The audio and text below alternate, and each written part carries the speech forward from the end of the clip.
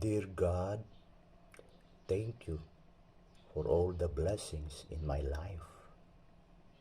Guide and enlighten me not to allow and destroy the real joy of my heart because of so many problems and trials.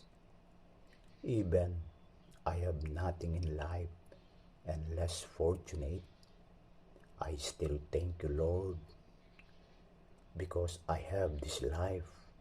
I have my family and real friends who loves me and take good care of me.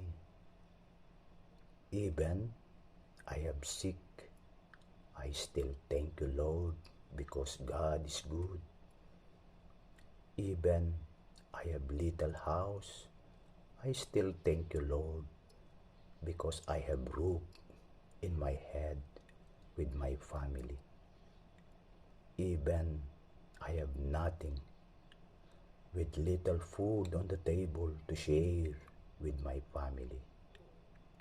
Even I am suffering and hurting too much, I still thank you, Lord, because I know that God is perfect and give me good graces at the right time.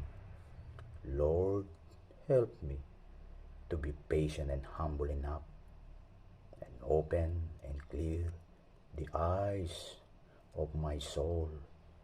Grant me peace and love,